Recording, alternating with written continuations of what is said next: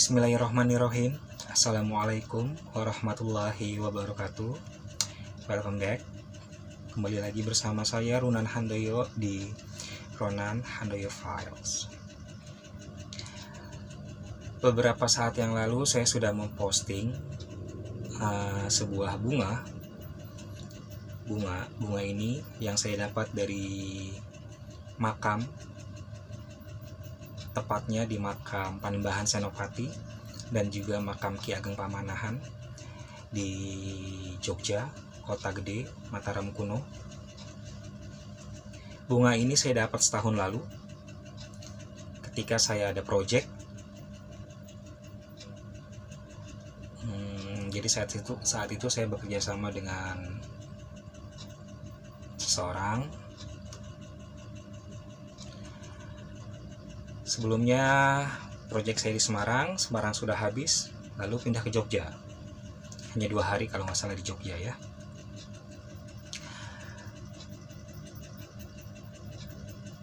Bunga ini sebetulnya sudah saya posting di Instagram setahun yang lalu dengan caption, dengan bunga ini adalah password saya untuk masuk ke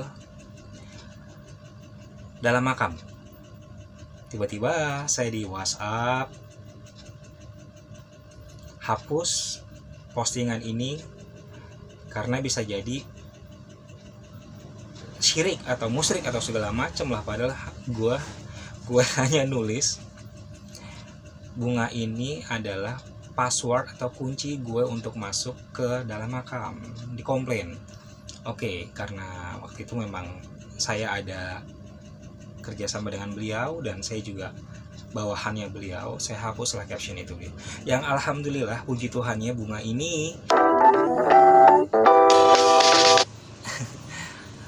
ini masih sempat saya simpan. Bukan saya simpan sih, filenya masih tersimpan gitu ya. Dan pengalaman tentang bunga ini sudah tayang sebetulnya setahun yang lalu, tetapi di dalam video yang sudah tayang itu saya lupa menyisipkan foto bunga gitu. Padahal saya sudah bilang bunganya bakal saya kasih tahu seperti apa, tapi saya lupa. Sekarang saya akan sisipkan foto bunganya ya. Ini bunganya. Di Instagram pun rame, banyak yang komen, "Bang, sudah tayang belum?" Wah, ungkap sih sejarahnya seperti apa gitu kan. Komennya seperti ini juga komennya.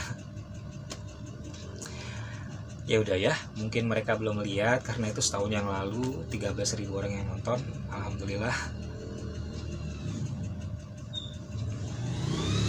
Jadi ketika saya masih bekerja sama dengan yang dulu setahun yang lalu, kami ada project di Semarang. Teman saya perlu komat.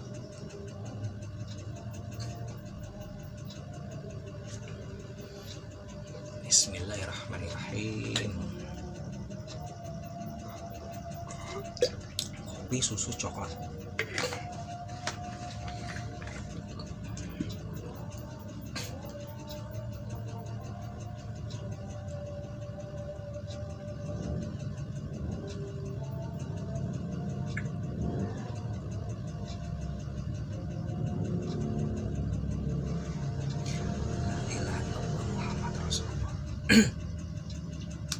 Jadi setelah project Semarang selesai, ya kan, gue cerita nih kalau gue sudah diangkat menjadi cucu oleh Mbah Putri di rumah RPS, rumah Pocong Sumi di Kota Gede. Gue ceritakan ke mereka exciting. Oke, Semarang sudah selesai, akhirnya kita ke Jogja untuk syuting di rumah Simbah, Mbah Putri. Itu di bulan Maret 2021. saya dan teman saya berangkat dari Semarang siang ya, siang sampai di Jogja itu sekitar jam 2 atau jam 3. Lalu kita semua menginap di apartemen yang disewakan untuk hotel. Apartemen ini sebetulnya ada beberapa tower, tapi yang digunakan hanya satu tower. Ada 4 tower kalau nggak salah ya, 3 tower tuh mangkrak dan tidak dibangun hingga sekarang. Nah, sepertinya sih kurang laku. Dan tower yang saya tempati ini ada 20 lantai, tapi hanya 14 atau 15 lantai saja yang digunakan. Sisanya kosong. Kosong melompong, belum ada jendela, belum ada pintu. Bisa dibayangin seangker apa apartemen ini? Sampai di sana saya sholat asar dulu, makan dulu. Lalu menuju ke rumah simbah Mbak Putri. Di sini saya nggak sendiri ya, saya sama Om Umar menuju ke rumah simbah di Kota Gede. Sampai di rumah simbah itu sekitar jam 5 atau jam 5 ya, jam 5 setengah 5, jam 5-an lah ya. Ketemu dengan Pak Nono, penjaga rumahnya, kuncen rumahnya juga, dan juga pengurus rumah Mbah. Kebetulan saya juga sudah kenal dekat dengan Pak Nono. Bertemu juga dengan Mas Tori dan teman-temannya. Mas Tori yang super humble dan baik hati. Halo Mas, I miss you so much. Apa kabar Mas? Semoga baik-baik aja ya. Hampir setengah jam syuting di situ. Jam 5 lewat, mau setengah 6 selesai. Pak Nono bilang, Mas, udah ke belakang belum? Belakang mana Pak? Ini belakang rumah ini ada tempat yang bagus banget. Mas pasti bakal suka. Mas Runan pasti bakal suka gitu kan. Tempat apa Pak? Ini dulu ada situs kerajaan gitu kan. Nah, kerajaan apa Pak? Mataram kuno. What? Kagetlah gue di situ. Padahal gue udah beberapa kali ke Jogja, ke rumah simbah juga, tapi nggak tahu kalau di belakang rumah tuh ada situs Mataram kuno gitu loh. Akhirnya ayo Mbak, ayo Pak Nono kita ke sana. Gue, Pak Nono, Mas Tori dan teman-temannya menuju ke sana. Teman gue dan Om Umar tidak ikut. Mereka mau beristirahat. Akhirnya hanya gue aja yang ikut gitu kan. Ternyata betul deket banget. Hanya sekitar 2-3 menitan dari rumah simbah, masuk gang sedikit, dan voila. Benar-benar seperti menyusuri masa lampau, zaman-zaman kolosal gitu ya. Pintu pagar dibuka dan pemandangan yang bikin gue takjub, gila gitu kan, seperti kembali ke zaman-zaman kerajaan di tahun 800-an 700-an.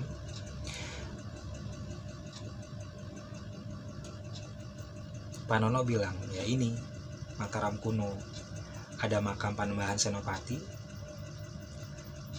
Oh maaf, ada makam Panembahan Senopati dan juga makam Ki Ageng Pamanahan. Itu jam sore mau setengah 6. Gue bilang ke Pak Nono, boleh nggak Pak saya masuk ke dalam makamnya? Oh engkau saya, nanti aku tanya dulu ke orangnya. Pak Nono pergi meninggalkan gue dan Mas Tori untuk bertanya ke kuncennya. Ternyata nggak bisa, sudah kesorean. Operasinya dari jam 11, bukanya dari jam, peziarah hanya boleh datang dari jam 11 siang hingga jam 3, minimal jam 4 gitu ya, maksimal jam 4 sore, karena sudah mau maghrib nggak boleh gitu kan, disuruh kembali besok. Mas nggak bisa Mas, besok katanya kalau mau, kata Pak Nono. Akhirnya ya udah, kita ngobrol di area depan masjid, pelataran masjid Kota Gede itu. Di saat ngobrol ya gue fokus ke depan pintu makam Ki Ageng Pamanahan sama Panembahan Senopati gitu loh. Di saat gue lagi fokus, tiba-tiba fokus ke pintu gitu, tiba-tiba terdengar suara yang membisikkan gue, suara laki-laki berwibawa, agak tercampur dengan bahasa Jawa gitu ya, seperti ini: kamu cuci muka dahulu gitu kan. Gue diem, awalnya gue diem, tidak gue hiraukan gitu, tidak gue hiraukan. Tiba-tiba saat gue fokus lagi melihat pintu makam, kedengaran lagi, kamu cuci muka dahulu gitu kan. Akhirnya gue bilang ke Pak Nono, Pak, saya disuruh cuci muka nih Pak gitu kan, saya disuruh mencuci muka saya. Oh iya, di sini aja cuci mukanya ya. Kebetulan jadi kalau kalian yang sudah pernah ke sini mungkin tahu kali ya, di depan itu ada semacam keran gitu, keran yang banyak, bisa untuk wudu juga, untuk peziarah. Biasanya berwudu di situ. Kata Pak Nono, iya di sini aja cuci mukanya Mas. Ada lagi suara yang membisikkan, jangan di situ, kamu ke tempat pemandian saya. Kamu jangan cuci muka di situ, tapi kamu langsung ke tempat pemandian saya. Gue tanya Pak Nono, Pak, memang di sini ada pemandian? Oh iya, ada, nggak jauh tuh di sana gitu, ditunjuk. Dulu tempat mandinya beliau, mungkin tempat mandi orang-orang keraton atau orang-orang kerajaan, termasuk Ki Ageng Pamanahan, mungkin juga termasuk untuk digunakan sebagai tempat mandinya Panembahan Senopati, mungkin gitu kan. Ya Pak, saya disuruh cuci muka tapi tidak di sini, di tempat mandi. Ditemenin lah gue diantar Pak Nono ke tempat mandinya gitu. Di situ juga ada beberapa orang bapak-bapak yang sedang mandi. Jadi tempat di belakang tuh seperti ada kolam, sendang lah ya, kolam, ada pembatas. Bapak-bapak ini mandinya di depan. Yang di dalam kolam itu seperti sendang, airnya jernih banget, bening sebening-beningnya. Saat gue mau mengambil cuci muka lewat tempat si bapak-bapak yang sedang mandi, ada lagi suara, jangan di situ, di belakang, kamu ke belakang aja, ke sendangnya gitu kan. Ya akhirnya ya udah gue ikutin. Gue lihat kolamnya besar, nggak terlalu dalam sih ya. Di situ ada ikan lelenya, ada yang berwarna merah muda, ada yang hitam, sebesar tangan gitu ya, sebesar tangan, banyak. Gue sempat mikir, yakin nih gue cuci muka di air ini gitu kan, banyak ikan gitu, kalau gue nyelupin tangan apa gue nggak dipatil nanti. Akhirnya ya udahlah, gue bismillah. Saat gue mencelupkan tangan gue yang pertama kali, itu ikan lele itu menepi semua, menepi ke pinggir. Basuhan yang kedua, ikannya sudah tidak terlihat. Padahal di sisi-sisi kolam, di pinggir-pinggir kolam itu nggak ada celah untuk mereka sembunyi atau ngumpet gitu ya. Tapi saat basuhan yang kedua itu ikan nggak ada sama sekali dan tidak terlihat. Basuhan yang ketiga, tiba-tiba mereka keluar lagi, nggak tahu keluar dari mana. Gue juga nggak tahu. Mereka ngumpul lagi di tengah-tengah kolam. Ya udahlah, yang penting gue dicuci muka 3 kali, gue keluar, gue menemui Pak Nono dan juga Mas Tori dan kawan-kawan, lalu ngobrol sambil berdiri ya. Akhirnya Pak Nono bilang, Mas udah mau maghrib nih, sebentar lagi gitu kan, saya mau siap-siap sholat juga kan. Pak Nono juga pengurus musolah ya, musolah nggak jauh dari depan rumah Simbah. ketika gue jadi gini, di saat gue setelah cuci muka, gue nemuin Mas Tori dan juga Pak Nono, gue fokus lagi ke depan pintu makam. Gue nanya ke Pak Nono, Pak, makamnya itu ada dari pintu ke kanan ya Pak ya? Loh, gue tahu. Pak Nono kaget, memang pernah kesini? Belum pernah Pak. Gue jawab, memang belum pernah, gue belum pernah ke situ. Tapi tiba-tiba gue seperti kayak ada di 3 dimensi gitu. Gue berdiri tapi gue merasa seperti ada di dalam area makam. Di belakang pintu gue melihat ada bangunan. Lalu gue masuk ke bangunan itu dan ada makam gitu. Makamnya ya di sebelah kanan, bangunannya juga di sebelah kanan. Sampai-sampai Mas Tori kaget, memang orang spesial doang yang bisa tahu letaknya di mana gitu kan. Padahal Mas Runan belum kesini ya, belum pernah. Tapi ya di saat gue berdiri, gue seperti berada di dalam area makam itu, padahal gue tetap berdiri. Mas Tori kaget, Pak Nono kaget. Ya sudah, kita melangkah mau pulang karena Pak Nono kan ingin siap-siap untuk sholat maghrib ya, karena dia juga mengurus ajan dan pengurus musola. Ketika mau melangkah keluar, kedengaran lagi suara, ambil salah satu bunga berwarna putih yang belum mekar. Gue digituin, ambil dan cari salah satu bunga berwarna putih yang belum mekar. Kedengaran suara bisikan seperti itu. Gue diem. Akhirnya gue nanya Pak Nono, Pak, memang di sini ada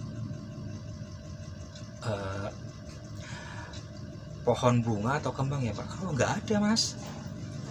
Di dalam makam? Oh juga nggak ada. Ya mungkin di luar ada kali. Ya gue diem dong. Pas mau melangkah pergi, kedengaran lagi suara itu. Ambil dan cari salah satu bunga berwarna putih yang belum mekar. Kamu ambil gitu kan. Akhirnya gue diem, gue fokus ngelihat ke depan pintu makam.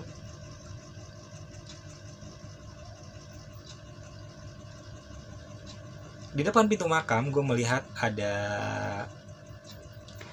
ini, besek dari anyaman bambu seperti ini. Seperti ini nih ya beseknya. Lalu gue mohon diri gitu ke Pak Nono, Pak, aku pamit sebentar ya Pak ya. Sebentar aja pamit Pak, aku mau ke depan makam. Mau ngapain Mas? Ya aku ke depan makam dulu gitu sebentar. Gue mendekati pintu makam. Gue lihat di situ, lihat besek itu. Ternyata besek itu berisi kembang 7 rupa. Yang dimana biasanya kan kembang 7 rupa ada melati ya. Tidak ada melatinya. Ada satu bunga yang belum mekar dan masih kuncup, berwarna putih, satu-satunya. Kedengaran lagi, ambil bunga itu. Akhirnya gue buru-buru ambil bunga itu. Ini adalah bunga kantil ya. Gue buru-buru gue ambil bunganya. Gue tengok kanan, tengok kiri. Gue takut juga. Akhirnya gue lapisi dengan tisu biar dia nggak rusak. Gue menemui Pak Nono dan Mas Tori lagi juga teman-temannya balik.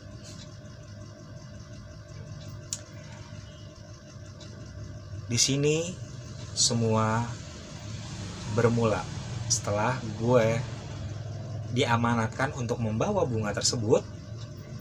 Teror bermula.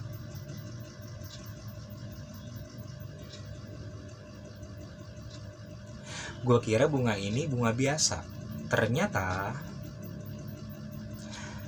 ini adalah biang keladi. Ya, biang masalah ini bunga ternyata. Gue menemui tim dan juga Om Umar. mereka nelpon, bang gue di masjid ini nggak jauh dari depan gang gitu kan. Di saat gue berjalan menemui mereka, tiba-tiba banyak banget sosok-sosok yang ngikutin gue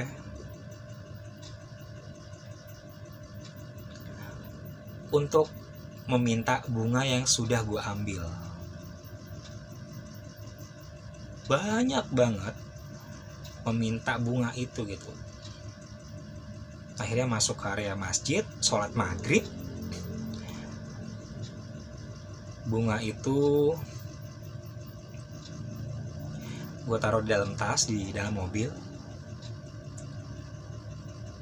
Gue udah bilang ke mereka gitu, ini banyak banget di depan, pada ngapain gitu, kok pada ngikutin gue semua. Bukan 1, 2, 3, tapi ratusan, bahkan mungkin kayak orang demo, penuh sepenuh-penuhnya. Di saat gue sholat maghrib, mereka hanya berkumpul di depan masjid, tidak bisa masuk. Berbagai macam, berbagai bentuk, dari yang serem, yang cantik, dari yang perempuan, laki-laki, anak kecil, dari yang sudah berbentuk atau yang cuma siluet, bahkan yang suara-suara dari yang besar sampai yang kecil. Mereka kumpul semua. Sampai gue tuh seperti kayak orang gila gitu, baru pertama kali ngeliat sebanyak itu gitu.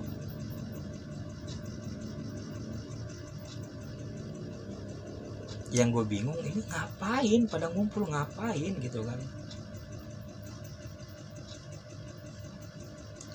Setelah sholat maghrib, masuk mobil, gue dan teman-teman mau menemui seorang sahabat juga, Rian, di situ. Awalnya kita mau ke rumah Rian, ternyata Rian ngasih kabar, nggak usah, kita ketemu di luar aja. Bertemu di luar. Sepanjang perjalanan gue dan teman-teman mau menemui Rian, sepanjang itu pula sosok-sosok yang ada semakin bertambah.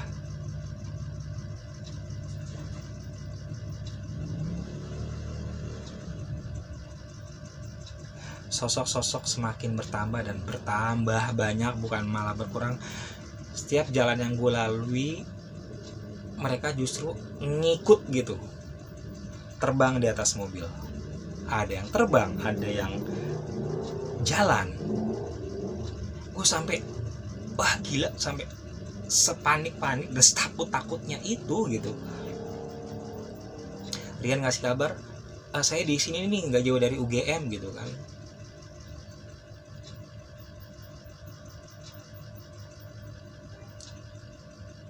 Tim sama Om Umar nemuin Rian, gue tetap di dalam mobil karena gue nggak berani keluar.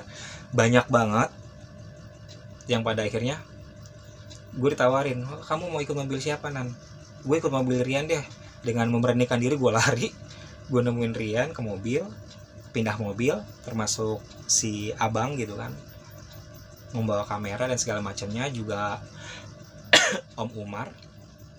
Karena di mobil yang gue naikin ini, yang punya beliau bilang, bang lu jangan naik mobil gue deh, takutnya mereka ngikut gitu kan, gue punya anak kecil. Ya sudahlah, gue pindah mobil, si abang pindah mobil, Om Umar pindah mobil, mobilnya Rian. Di sini teror bermula lebih parah lagi. Ketika itu, saat melewati jalan UGM, kalian tau lah kalau udah lewat jalur UGM tuh udah kayak uji nyali gitu ya. Sepanjang perjalanan, bukan hanya gue aja yang merasakan interaksi, tapi Rian, si abang, dan juga Om Umar merasakan interaksi itu. Dari yang ada seperti pukulan di atas mobil, dar, tiba-tiba kaca seperti ada yang mukul, dar gitu loh.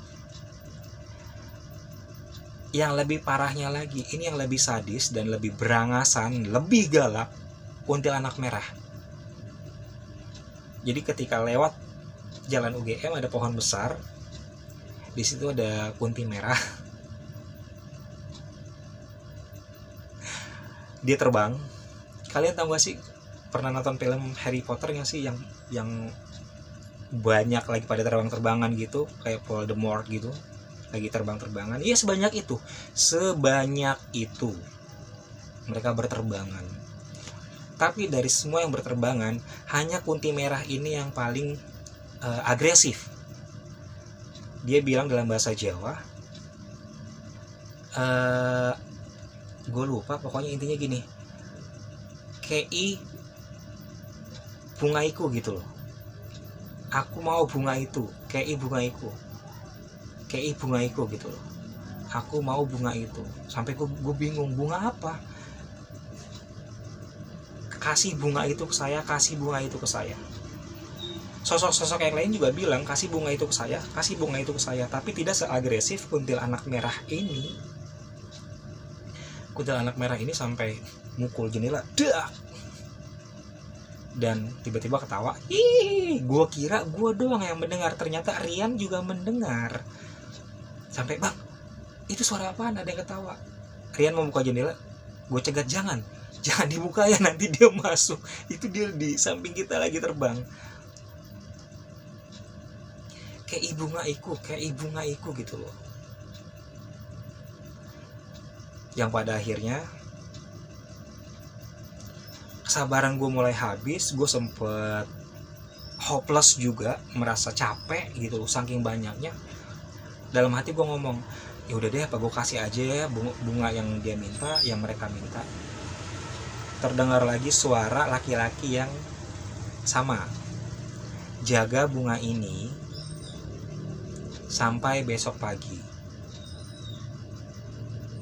Apapun yang terjadi, jaga bunga ini sampai besok pagi. Bunga ini adalah kunci kamu untuk kamu masuk ke dalam makam. Gue langsung, oh, oke. Akhirnya ya sudah. Setelah kedengaran seperti itu, ya udahlah. Yang tadinya gue udah mau menyerah, ingin gue lempar itu bunga, karena saking banyaknya, bukan cuma 1, 2, 3, tapi mungkin ribuan. Ada yang terbang, yang belum yang di darat-darat gitu. Sebanyak itu.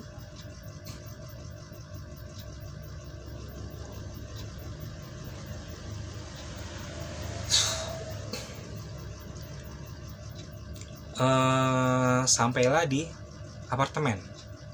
Gue mikir lagi, gila, di luar aja udah sebanyak ini, apalagi kalau gue nanti ke apartemen.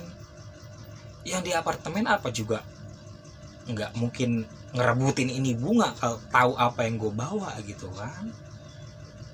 Ya udah, akhirnya gue buru-buru. Gue waktu itu ada di lantai 5 atau 6 gitu, pokoknya di atas lantai 5 lah ya. Gue buru-buru masuk kamar, gue tutup pintu. Ternyata betul, sosok-sosok yang berada di apartemen yang kosong, yang di tower sebelahnya, berkumpul semua menjadi satu dengan mereka yang dari luar. Gue sampai gila gitu kan.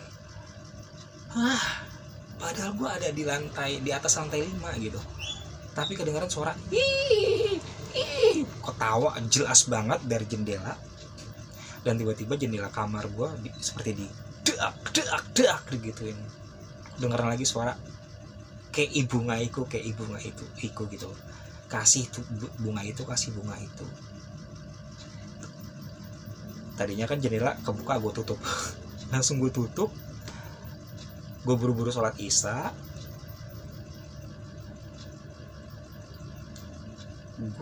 Setelah sholat isya, yang gue harap hanya, gue pengen cepet-cepet ini pagi gitu, biar semuanya selesai. Gue pengen cepet-cepet pagi, karena sosoknya makin banyak, makin penuh. Dan baru kali itu gue satu nih, dikelilingi kayak orang satu stadion gitu loh. Dari yang besar, yang kecil, yang cantik, yang jelek, yang tinggi, yang paling tinggi, gila semua kumpul. Makanya gue bilang hantu-hantu kota Jogja tuh ngikut semua. Yang pada akhirnya udah, gue bisa tidur. Biasanya kan kalau gue tidur, gue mati lampu ya, lampu gue nyalain. lampu gue nyalain. Pagi, sholat subuh, sarapan, prepare jam 7, kembali lagi ke makam. Sebelumnya gue nemuin Pak Nono, tapi Pak Nono nggak ada kesibukan. Gue menemui Mas Tori, ditemani Mas Tori, gue, Abang, dan Om Umar, juga satu orang lagi gue lupa siapa gitu, menuju ke Mataram kuno lagi, makam Panembahan Senopati dan juga Ki Ageng Pamanahan. Sampai di sana, yang gue anehnya nih, pas pagi sosok-sosok ini nggak ngikutin gitu loh, nggak se ekstrim yang ketika gue dapat malam, nggak. Pagi mereka nggak ngikutin, hanya ada beberapa sosok tapi mereka seperti ngeliatin doang gitu, nggak berani mendekat. Ada beberapa yang mengikuti, cuma mereka hanya melihat dari jauh dan tidak berani mendekat. Gue ditemenin Mas Tori, ketemu kunciannya itu sekitar jam 8 pagi, jam setengah 8 atau jam 8 gitu kan. Mas Tori ngomong ke kunciannya pakai bahasa Jawa, gue juga nggak ngerti, bahasa Jawa halus.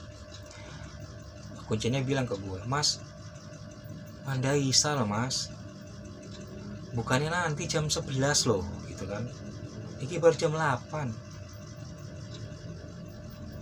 Yang pada akhirnya gue ambil bunga kantil yang diberi, gue buka tisu, gue tunjukin ke bapaknya, "Pak, Bapak kan tahu kemarin saya kesini." "Iya, saya kemarin ketika mau pulang disuruh ngambil bunga ini," gue tunjukin, "dan disuruh mengembalikannya ke sini." Si bapaknya yang kuncinya langsung begini, "Ya ngomong toh, ayo," kayak tergesa-gesa gitu. Ayo, cepat, ayo. Ya, gue bingung loh, kenapa gitu kan, tiba-tiba yuk ganti baju. Kok ganti baju dalam hati gue? Ternyata kalau ingin masuk area makam, kita memang harus mengganti baju menggunakan baju adat Jawa. Nih baju yang gue pakai seperti ini baju yang gue pakai ya, ini nyewa loh 25.000. Langsung ganti pakaian. Setelah ganti pakaian, gue nemui si Abang sama Om Umar. Abang bilang begini, "Lo aja deh bang yang masuk, gue nggak ikutan." Loh, nggak mau direkam nih gitu kan. Ternyata memang nggak boleh bawa kamera.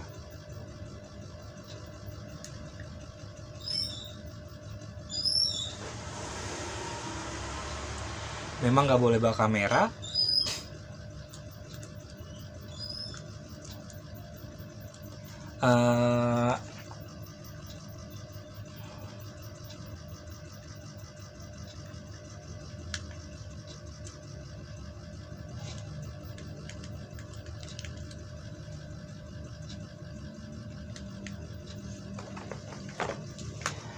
Di satu sisi mereka juga nggak mau rugi, udah jauh-jauh datang ke sini tapi nggak boleh bawa kamera. Ada satu tindakan curang yang gini deh, lu bawa mikrofon ini di kantong lo, biar nanti ada bukti kalau seenggaknya suara doang gitu kan. Akhirnya yaudah, gue kantongin tuh mikrofon, gue menuju ke pintu makam dibuka. Jadi sebelum masuk ke area makam, gue udah berdoa dalam hati sebelumnya ya, sudah izin gitu kan, kalau nun. Gue duduk bersimpuh, berdoa di depan pintu makam. Gue lihat beseknya sudah nggak ada. Gue berdoa, lalu gue seperti begini. Gue nengok ke arah teman-teman gue, mereka seperti ngapain sih si Runan gitu. Tapi ya mau gimana? Gue menghormati beliau itu adalah setidaknya orang yang ya apa ya, bisa dibilang yang menjadi sejarah gitu kan, asal muasal gitu. Panembahan kan artinya yang disembah ya. Gue juga nggak bisa asal datang aja ke sana gitu kan.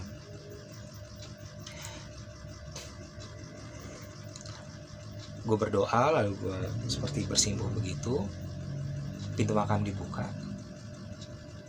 Ternyata betul,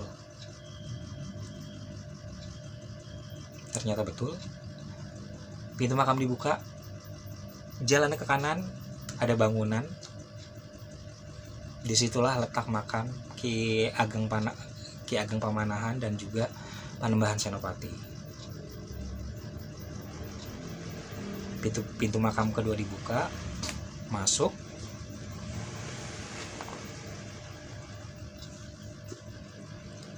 Ada 2 makam yang paling megah, ada cungkupnya juga dan ditutupi kain gitu kan. Lalu ada suara lagi yang sama. Taruh bunga itu di makam ini. Gue lupa makam yang kedua atau yang ke-1 gitu. Gue taruhlah bunga kantil yang gue dapat di pusara, tepatnya di bawah batu, di atas nisan gitu ya. Gue taruh, lalu gue berdoa. Di saat gue berdoa, tiba-tiba kepala gue seperti ada yang mengelus. Dan ada suara, "Panjenengan masih sedulur kami," gitu. Pengen nangis gue. Seriusan. Seperti ada yang ngelus, "Panjenengan masih sedulur kami." Lalu tiba-tiba pundak gue juga seperti disentuh. "Panjenengan masih sedulur kami," gitu. Yang tadinya gue nggak nangis, tiba-tiba air mata gue keluar dengan derasnya.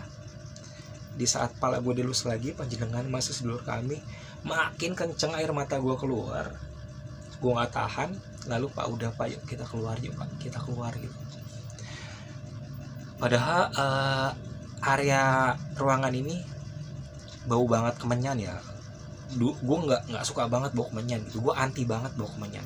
Tapi kenapa tiba-tiba kemenyan ini sepertinya wangi di hidung gue dan betah gitu, pengen nyium terus.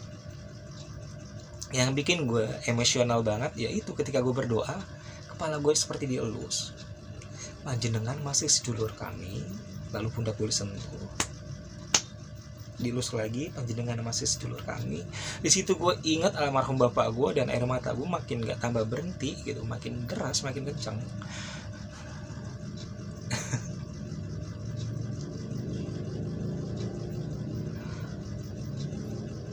Ya udah, keluar area makam, pintu makam ditutup.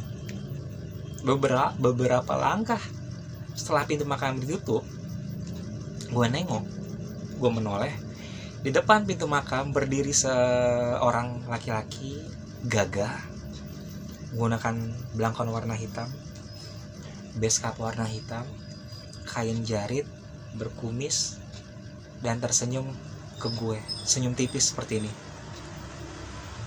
gitu. Sosoknya seperti ini. Sampai-sampai gue bilang ke kuncinya, "Pak, itu siapa Pak ya berdiri di depan pintu Pak?" "Mana, nggak ada kok." "Itu Pak, di depan pintu ada yang berdiri," gue bilang gitu. "Kayak apa?" "Pakai belangkon hitam, beskap hitam, berkumis, nganggo jarit," gue gituin kan. "Loh, memang kamu tadi di depan nggak ngelihat ada lukisan apa Pak?" Baru gue ingat, oh kok ternyata mirip sama ini gitu. Akhirnya gue ceritakan juga di dalam kenapa gue nangis, kenapa gue terisak seperti itu. Si kuncen juga gak memberi saran, ya mungkin kamu masih ada seduluran dengan beliau, makanya kamu dibilang masih sedulur gitu kan. Ya sebisa mungkin setiap malam Jumat doakan kirim doa Al-Fatihah untuk almarhum bapak kamu juga, katanya untuk beliau juga dikirimin doa ya. Mungkin kamu masih ada terahnya digituin.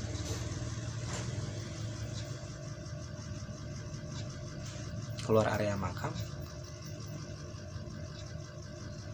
enteng semua. Bunga udah gue taruh lagi, sudah gue kembalikan. Nggak ada lagi yang gue lihat sosok-sosok yang ngikutin. Ternyata bunga ini, spesialnya bunga ini adalah siapapun, makhluk apapun yang dapat bunga ini, kalau dia bisa memiliki bunga ini, dia akan kuat dan menjadi penguasa di situ, menguasai semuanya. Spesialnya bunga itu ternyata ya itu, makanya mereka berebutan untuk mengambil bunga ini. Sampai-sampai si Kunti Merah, kayak aku bungaiku. Dia ingin menjadi penguasa gitu loh. Dan kalau gue nggak punya bunga ini, gue nggak bisa masuk lebih awal ke dalam makam. Yang otomatis gue harus gabung dengan peziarah yang lain. Beliau tidak ingin gue masuk dengan peziarah yang lain. Beliau ingin gue masuk sendiri gitu loh. Istilahnya bunga ini adalah password VVIP, very important, spesial, bahkan spesial banget, agar gue tidak dicampur dengan peziarah yang lain. Itu ternyata.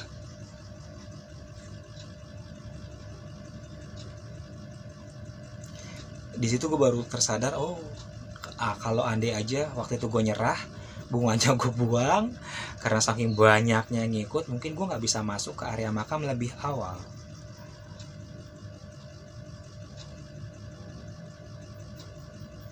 Dan kenapa harus gue bawa bunga ini ya? Bunga ini sebagai ibaratnya cenderamata gitu loh, sebagai kunci, password, sebagai kenang-kenangan,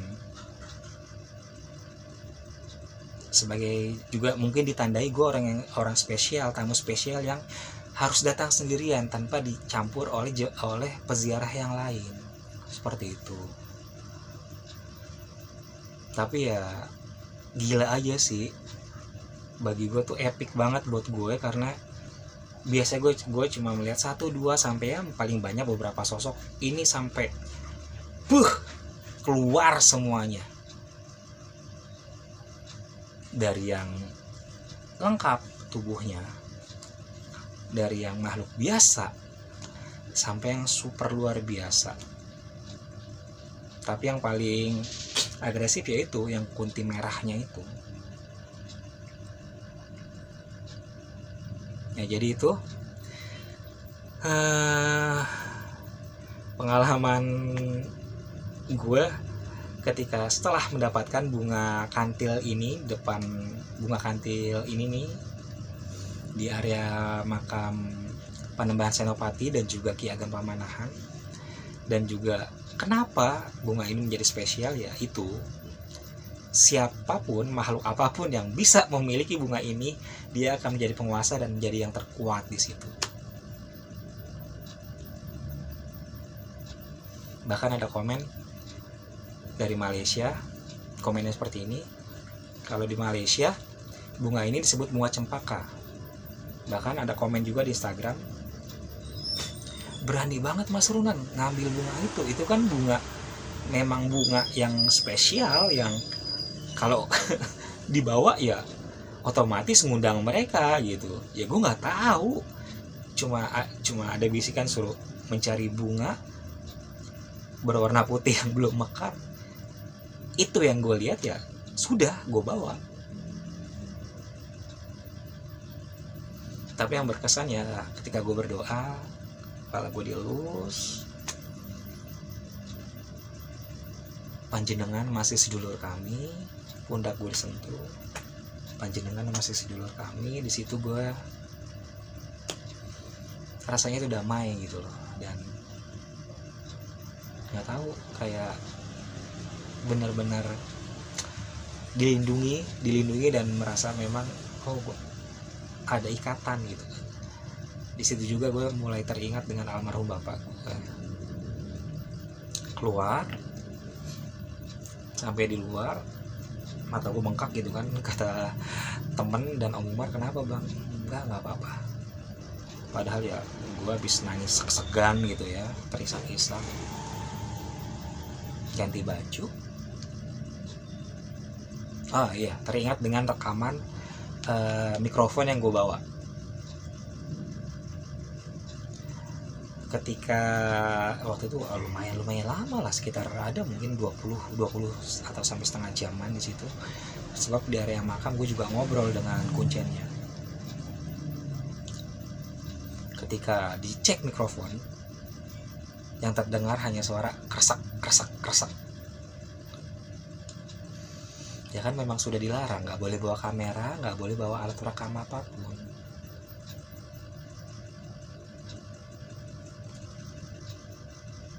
Ya jadi itu ya,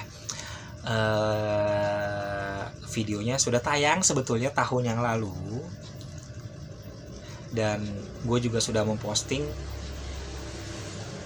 bunga tersebut di Instagram gue setahun yang lalu juga, tapi karena dilarang gue hapus karena gue sudah tidak ada hubungan dengan siapapun lagi. Ya gue bebas, gue mau posting apapun asal tidak menyinggung siapapun, tidak melukai siapapun. Gue masih di ranah yang baik gitu kan. Ya sudah, gue akan posting. Ya rame, ternyata banyak yang komen. Bahkan ada yang bilang, bang gini.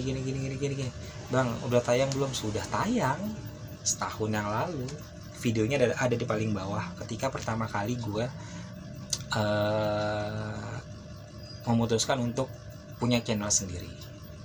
Ada di paling bawah ya. Di video tersebut gue menceritakan tidak secara detail karena cuaca yang mau hujan jadi terburu-buru. Di sini gue ceritakan secara detailnya.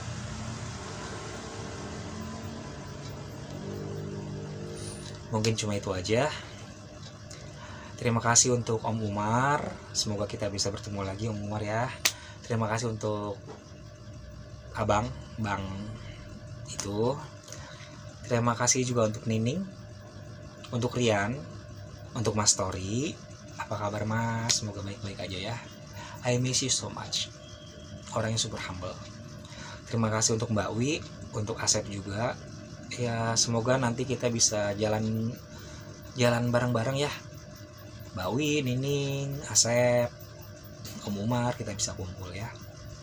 Terima kasih juga untuk Hyperblast kostum yang sudah gue pakai kaosnya, Awili yang ada di Bandung. Terima kasih untuk Teh Dini yang ada di Taiwan, untuk Mbak Jeki Ayu yang ada di Texas, Teh Cindy Salim yang ada di Swiss, sekarang ada di Jerman. Untuk semuanya juga terima kasih. Oh ya, untuk Juragan Kue Akila yang berada di Lampung, kalau kalian mau pesan kue, apalagi sebentar lagi mau puasa dan lebaran, nastarnya super enak, pesan aja di Rumah Kue Akila ya. Nih, ingin pesan di sini aja, enak, super enak dan super murah. Terima kasih juga untuk kalian yang sudah setia dengan saya, sudah mendukung. Oh iya, untuk Fatur, terima kasih ya Tur ya. Tanpa lo gue nggak bisa punya channel sendiri. Terima kasih untuk kalian semua yang sudah mendukung saya, sudah setia dengan saya. Semoga kalian selalu sehat, selalu dalam lindungan Allah Subhanahu wa Ta'ala, Tuhan semesta alam, selalu dalam keberkahan. Kalau kalian suka dengan video ini, silakan di komen yang banyak ya, di share, di like, dan di subscribe. Terima kasih. Wassalamualaikum warahmatullahi wabarakatuh. Sugeng Rahayu.